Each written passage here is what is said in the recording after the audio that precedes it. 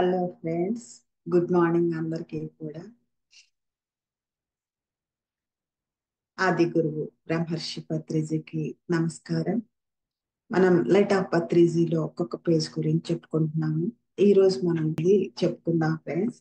ఇందులో ముఖ్యంగా సార్ ఏం చెప్తారంటే కార్యకారణ సంబంధం గురించి చెప్తున్నారు, చాలా స్పష్టంగా చెప్తున్నారు.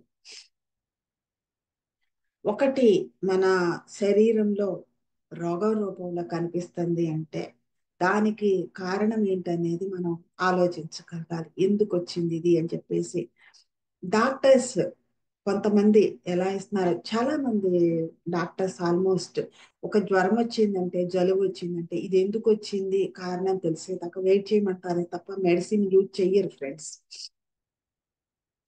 కారణం తెలిసిన తర్వాత అప్పుడు దానికి సంబంధించిన మెడిసిన్ ని వాళ్ళు ప్రిఫర్ చేయటం జరుగుతుంది. అది భౌతిక శరీర పరంగానే వాళ్ళు చూస్తారనమాట. అది భౌతిక శరీరంలో ఒక జ్వరం వచ్చిందంటే ఎందుకు వచ్చింది, లోపల ఏదో వైరస్ చేరింది, ఆ వైరస్ కారణంగా వచ్చింది. లేదా ఇంకొక వాతావరణం మారింది, ఆ మారిన వాతావరణం కారణంగా వచ్చింది. లేదా ఇంకొక కారణం ఏదైనా ఉండొచ్చు, ఆ ఆ శరీరంలో ఇంకేదైనా తేడా చేసి ఉండొచ్చు, దాని వల్ల వచ్చి ఉండొచ్చు. ఇలా రకరకాల కారణాలు భౌతిక శరీరంలో ఏ కారణంతో ఈ జ్వరం వచ్చింది అని చెప్పేసి బయటికి ఎక్స్ప్రెస్ అయిందని చెప్పేసి చూసి ఇస్తా ఉంటారు. అది అయితే అది భౌతిక శరీరం వరకే ఉంటుంది ఫ్రెండ్స్. కానీ ఇక్కడ అతి ముఖ్యమైనది ఏంటి అంటే సార్ ఏం చెప్తున్నారు అంటే, సరే కాదు ఏ ఆధ్యాత్మిక గురువైనా కానీ ఏం చెప్తారంటే, నీ ఒంటి మీద ఒక డిసీజ్ కనిపించింది అంటే, ఒక రోగం కనిపించింది అంటే దానికి కారణం ఇది కాదు, ఇక్కడ కనిపించేవేవి కాదు, తిన్నది అరక్కపోవడం కాదు, వైరస్ చేరటం కాదు. ఎందుకు చేరుతుంది వైరస్? మనం ఏదో చేస్తుంటేనే కదా. కానీ మనకి భారతదేశంలో ఒక సూక్తి ఉంది ఫ్రెండ్స్, ఏంటంటే గత జన్మ పాప కర్మాణం వ్యాధి రూపేణ పీడ్యతే అని చెప్పేసి ఒక సూక్తి ఉంది. అది మనం వింటానే ఉంటాం. కానీ మనం ఏం పాపం చేశాము, ఏం ఆ పాపాన్ని మనం ఏ రకంగా ప్రక్షాళన చేసుకుంటే సరిపోతుంది అనే ఆలోచన మనకు అక్కడ రాదు ఫ్రెండ్స్. వెంటనే మనం డాక్టర్ దగ్గరికి పరిగెత్తుతా ఉంటాము. అప్పుడు వాళ్ళు సహజంగానే వాళ్ళకి తెలిసిన భౌతిక శరీరాన్ని పరిశీలించి వాళ్ళకి తెలిసిన దాంట్లోంచి 4 మందులు మన మొహాన్ని పడేస్తారు. ఆ మందులు వేసుకుంటే అది ఇంకొద్దిగా తేడా చేసి, మరి అసలు దానికి మెడిసిన్ పడట్లేదు కదా, అక్కడ పడట్లేదు కాబట్టి అది ఇంకొద్దిగా తేడా చేసి ఇంకొంచెం నాశనం చేస్తుంది. ఇలా భౌతిక శరీరం నాశనం అయిపోతుంది. దాని తర్వాత అసలు మన ఆ కారణం ఏంటనేది అది మరుగున పడి ఫ్రెండ్స్. దాన్నే ఇక్కడ చాలా స్పష్టంగా సార్ చెప్తున్నారు. Diseases are primarily because of prior negative karma. ఇప్పుడు మనం చెప్పుకున్నాం, గత జన్మ పాప కర్మాణ వ్యాధి రూపేణ పీడ్యతే అని చెప్పేసి. గత జన్మ దాకా అక్కర్లేదు ఫ్రెండ్స్, గత జన్మల్లో ఎన్నో మూట కట్టుకుని ఉన్నాం. కానీ ఈ జన్మ దగ్గరికి వచ్చేటప్పటికి మనం ఎన్ని చేసి ఉంటాం చిన్నప్పటి నుండి ధ్యానంలోకి వచ్చేదాకా. నేను 31 సంవత్సరాలకి ధ్యానంలోకి వచ్చాను. అప్పటిదాకా మరి నేను చేసినటువంటి అతిపెద్ద మహాపాపం ఏంటంటే మాంసం తినటం, మాంసం వండటం, అందరికీ పెట్టటం. ఇది క్రూరమైన పాపం కదా ఫ్రెండ్స్. మరి దాని కర్మ నేను అనుభవించాలి కదా, అది నా మీద ఎఫెక్ట్ చూపిస్తుంది కదా.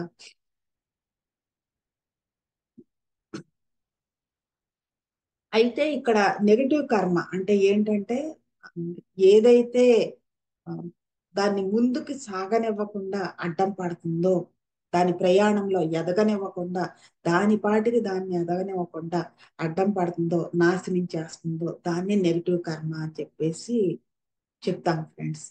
ఆ నెగిటివ్ కర్మ ఏదైతే ఉందో ప్రాథమికంగా మన శరీరంలో ఒక డిసీజ్ కనిపించింది అంటే, ప్రాబ్లం హెల్త్ ఇష్యూ కనిపించింది అంటే ప్రాథమంగా ప్రాథమికంగా కారణం ఏమై ఉంటుందంటే ప్రధానంగా నెగిటివ్ కర్మ అయి ఉంటుంది ఫ్రెండ్స్. అంటే అన్నెసరీ పనులు, అన్నెసరీ మాటలు, అన్నెసరీగా ఆలోచించటం, సమయం సందర్భం లేకుండా చేయడం, ఇవన్నీ కూడా నెగటివ్ కర్మల కిందకే వస్తాయి. ఇదే కాకుండా ఇంకొకటి చెప్పారు, నాకు లేదని ఏడిస్తే ఒక కన్ను పోతుంది, ఎదటి వాళ్ళకి ఉందని ఏడిస్తే 2 కళ్ళు పోతాయి అని చెప్పేసి ఉంది ఫ్రెండ్స్. అంటే మన తోటి వాళ్ళని మనం ఎలా తీసుకోవాలనేది ఆ సూత్రం చెప్తుంది. ఇలా ఎన్నో రకాలు ఈ నెగటివ్ కర్మ అనే దాంట్లో ప్రధాన పాత్ర పోషించేది ఏంటంటే మన ఎమోషన్స్ ఫ్రెండ్స్. మన ఎమోషన్స్ కానీ మన గ్రిప్ లో లేవు అంటే అవి అడ్డదిడ్డంగా ఆడతాయి. కోపం కావచ్చు, భయం కావచ్చు, అసూయ కావచ్చు, దుఃఖం కావచ్చు, ఏదైనా సరే, ఆనందం కావచ్చు. ఆ సంతోషం కూడా ఒక ఎమోషన్ ఫ్రెండ్స్. అది కూడా అన్నిటికంటే గొప్పదేం కాదు. అది కూడా ఒక ఎమోషన్ అన్నమాట. ఇవి మనకి వచ్చినప్పుడు అవి ఎందుకు ఏ సమయంలో రైజ్ అవుతున్నాయి అనేది మనం దాన్ని గ్రహించలేకపోయాము అంటే దాని నుండి వచ్చేవే నెగటివ్ కర్మలు అవుతాయి ఫ్రెండ్స్. అదే మనకు అది అర్థమై ఎప్పుడైతే ఓ కోపం వచ్చింది, దీనికి వచ్చింది అని చెప్పి మనం అర్థం చేసుకుని మన కర్మ చేసామనుకోండి, అవి పాజిటివ్ కర్మలు అవుతాయి. Until and unless the negative karma is neutralized, the disease will not vanish. Until and unless అంటే ఎప్పటి వరకు అయితే ఈ నెగటివ్ కర్మని నువ్వు న్యూట్రలైజ్ చేయలేవు, అంటే దుర్బలంగా చేయలేవో, అప్పటి వరకు కూడా ఈ రోగం అనేది నీకు తుడిచిపెట్టుకుని పోదు అని చెప్తున్నారు. నీ రోగం తుడిచిపెట్టుకుని పోవాలి అంటే నువ్వు చేసినటువంటి నెగటివ్ కర్మ ఏదైతే ఉందో అది పూర్తిగా ప్రక్షాళన చేయబడాలి. చేయబడితేనే నీ నెగిటివ్ ఈ డిసీజ్ అనేది పూర్తిగా తుడిచిపెట్టుకుపోతుందని చెప్తున్నారు. అంటిల్ అండ్ అన్లెస్ అంటే ఎప్పటి వరకు అయితే నువ్వు అది చెయ్యవో అప్పటి వరకు ఇది వ్యానిష్ అవ్వదు అని చెప్తున్నారు స్పష్టంగా. అంటే తుడిచిపెట్టుకుని పోదు పూర్తిగా అని చెప్తున్నారు. మనం ఎక్కడైనా ఏదైనా వస్తే డాక్టర్ దగ్గరికి వెళ్ళి ఒక మెడిసిన్ వేస్తే అదేం చేస్తుంది, మరీ చేస్తే మనం పడుతున్నటువంటి ఆ నొప్పిని తగ్గిస్తుంది. ఇక్కడ ఇంకొక మెయిన్ క్లారిటీ ఏంటంటే ఫ్రెండ్స్, స్పష్టత ఏంటంటే మనకి ఏదైనా సరే ఒక బయటికి ఒక నొప్పి కావచ్చు, బాధ కావచ్చు, జ్వరం కావచ్చు, జలుబు కావచ్చు, ఏదైనా సరే ఒక హెల్త్ ఇష్యూ వచ్చిందంటే, ఆరోగ్య సమస్య వచ్చిందంటే దానికి మూలం అనేది ఎదురికి బాడీలో ఉంటుంది, నాడీ మండల కోశంలో ఉంటుంది. ఈ మెడిసిన్ భౌతిక శరీరానికి ఇచ్చింది నాడీ మండల కోశానికి చేరతందా? చేరదు కదా, ఇది తెలుసు మనకి. అది చేరనప్పుడు అక్కడున్న దాన్ని ఇది ఎలా తీసేయలేదు కదా. అతి కొద్ది సమయం దాన్ని బయట కనిపించే ఈ బయటకు వచ్చే ఈ నొప్పిని అతి కొద్ది సమయం ఆపగలుగుతుంది. మీరు తీసుకోండి, ఒక నడుము నొప్పి కానీ, ఒక ఆస్మా కానీ, ఇంకేదైనా కానీ ఉన్నప్పుడు వాళ్ళు టైం టు టైం మెడిసిన్స్ ఇస్తారు. మీరు 3 hours ఒకటి వేసుకోవాలి, 6 hours ఒకటి వేసుకోవాలి, ఇలా డైలీ మార్నింగ్ ఒకటే రోజుకి ఒకటి వేసుకోవాలి, రోజు నైట్ ఒకటి వేసుకోవాలి, ఇలా ఇస్తారు. వాళ్ళు ప్రిస్క్రిప్షన్ ఇస్తారు, షెడ్యూల్ చేస్తారు దాన్ని. ఎందుకని అంటే అది ఆ సమయం వరకే దాన్ని ఆపగలుగుతుంది. అది దాటితే మళ్ళీ అంతకంతా అది రెట్టించిన ఉత్సాహం అంటారు, అలా బయటకు వచ్చేస్తుంది అనమాట. అందుకని ఇక్కడ కొంతవరకు అది ఆపగలుగుతుంది కానీ తుడిచిపెట్టలేదు. పూర్తిగా తుడిచిపెట్టాలి అంటే మనం ఏం చేయాలంటే మనం చేసినటువంటి ఆ నెగిటివ్ కర్మ ఏదైతే ఉందో దానిని వీక్ గా చేయాలి, దుర్బలంగా చేయాలి, న్యూట్రలైజ్ చేయాలి, అంటే అసలు అది లేకుండా చేసేయాలి, ప్రక్షాళన చేసేయాలి. చేసేసినప్పుడే ఈ రోగం అనేది తుడిచిపెట్టుకుపోతుందని చెప్తున్నారు. No medicine will be of any help. ఇటు ఏ మందు కూడా ఇక్కడ మనకి సహాయం చేయలేదు ఫ్రెండ్స్. ఇప్పుడు నేను చెప్పాను కదా, అది వచ్చేసేమో దాని మూలం ఎదురుకోడి నాడీ మండల కోశంలో ఉంటుంది. మనం మందేమో భౌతిక శరీరానికి వేస్తున్నాము. ఇది అక్కడికి చేరలేదు కాబట్టి, అది ఆ మెడిసిన్ దానికి అందదు కాబట్టి అది ఏమవుతుందంటే అక్కడే ఉంటుంది, తిరిగి రేగుతుంది friends. Materials cannot clear negative karma. Materials అంటే వస్తువులు. మందు అనేది ఒక వస్తువు. అది ఆ మెటీరియల్ థింగ్స్ ఏవైతే ఉన్నాయో అవి ఎప్పుడూ కూడా నెగిటివ్ కర్మని తీసేయలేవు, దాన్ని ప్రక్షాళన చేయలేవు. మరి ఏది ప్రక్షాళన చేస్తుంది? మనం మన నెగిటివ్ కర్మను తొలగించుకోవటంలో ఏది మనకి సహాయం చేస్తుంది అంటే మెటీరియల్స్ కెనాట్ క్లియర్ నెగిటివ్ కర్మ. అంటే నెగిటివ్ కర్మని మెటీరియల్స్ అనేవి, అంటే భౌతిక పరమైన వస్తువులు అనేవి ఎట్టి పరిస్థితుల్లోనూ కూడా క్లియర్ చేయలేవు. దాన్ని తొలగించలేవు అని చెప్తున్నారు.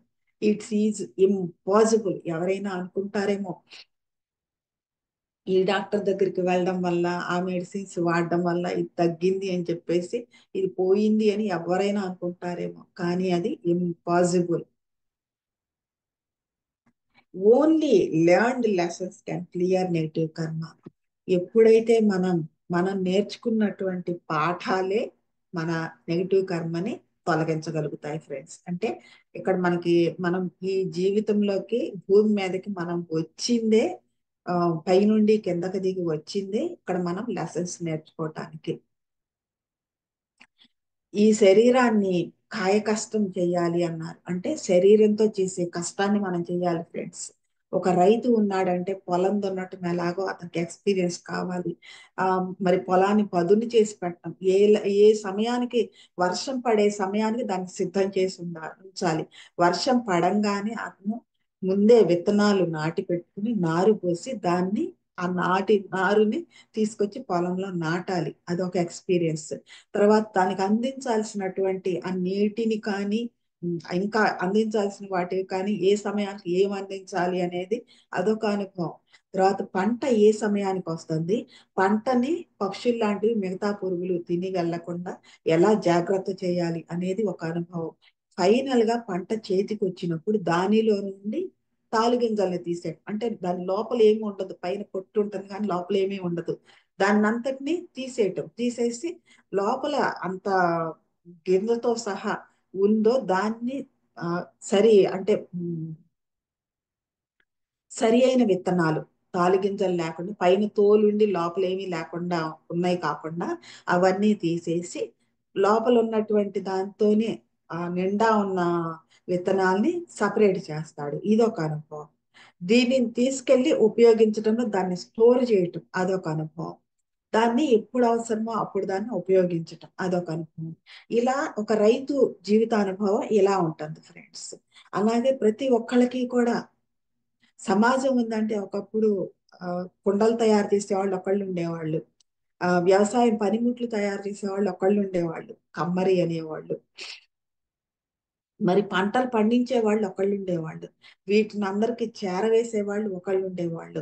ఇవే కాకుండా పిల్లలకి విద్యాబుద్ధులు నేర్పించే వాళ్ళు ఒకళ్ళు ఉండేవాళ్ళు. ఇలా రకరకాల ఎవరిదైన రంగంలో వాళ్ళు ఉండేవాళ్ళు ఫ్రెండ్స్. చెప్పులు కుట్టే వాళ్ళతో సహా ఉండేవాళ్ళు. అయితే ఈ ప్రతి వాళ్ళకి కూడా బట్టలు ఉతికే వాళ్ళు ఒకళ్ళు, ఎవరిదైన రంగం వాళ్ళకు ఉంది. ఆయా రంగాల్లో వాళ్ళకి నిర్దేశించబడినటువంటి జీవితానుభవాల కోసమే వాళ్ళు వచ్చారు. జీవిత పాఠాలు నేర్చుకోవడం కోసమే వాళ్ళు వచ్చారు. అలాగే ఆ జీవిత పాఠాలు మనం ఎప్పుడైతే సరిగ్గా నేర్చుకోవట్లేదో అప్పుడు ఈ నెగిటివ్ కర్మ అనేది పేరుకుపోతుంది ఫ్రెండ్స్. ఆ నేర్పించే పాఠాన్ని మనం తీసుకోవట్లేదు, ఆ పని చెయ్యట్లేదు. చేయకుండా ఆ నేర్పించే పాఠాన్ని మనం మిస్ చేస్తున్నాం. అప్పుడు ఏమవుతుంది, మనకు అది అర్థం కాదు. ఒక సిచ్యుయేషన్ వచ్చినప్పుడు ఎలా ఫేస్ చేయాలనేది అర్థం కాదు. అప్పుడు మనం ఏమవుతాము, ఇంద్రియాల దీంట్లోకి వెళ్ళిపోతాం. అండర్ ఇంద్రియాల ఆ ఎమోషన్స్ రైజ్ అవుతున్నప్పుడు వాటిని గమనించటం కానీ, అసలు అర్థం చేసుకోవటం కానీ, వాటిని ఉపయోగించటం కానీ ఏది మనకు తెలియదు. కాబట్టి ఇంద్రియాలకు మనం లోబడిపోతాం ఫ్రెండ్స్. జీవిత పాఠాలు ఎప్పుడైతే మనం నేర్చుకోవట్లేదో మనం ఇంద్రియాలకు లోబడిపోతాం. అప్పుడే మనం ఇష్టానుసారం మనం అడ్డదిడ్డంగా ఏవేవో మాట్లాడేస్తా ఉంటాము, పనులు చేసేస్తా ఉంటాం. అవే నెగిటివ్ కర్మలు అయిపోతాయి ఫ్రెండ్స్. ఎప్పుడైతే మనం జీవిత పాఠాలను నేర్చుకుంటున్నామో అప్పుడు మనం ఇంద్రియాలకి లోబడము. ఒక రైతు ఎప్పుడు ఎట్టి పరిస్థితుల్లోనూ కూడా తను పండించిన పంట అందరికీ అందాలి అనుకుంటాడు. ఒక రైతు ఎప్పుడూ కూడా తన చుట్టూ ఉన్న వాళ్ళు ఎవ్వరూ ఆకలితో ఉండాలని కోరుకోడు ఫ్రెండ్స్. తను పండించిన పంట అందరికీ సమానంగా అందాలని కోరుకుంటాడు. ఇవే ఎందుకంటే అతనికి తెలుసు ఆ పంట ఎంత కష్టపడితే వచ్చిందో అతనికి తెలుసు.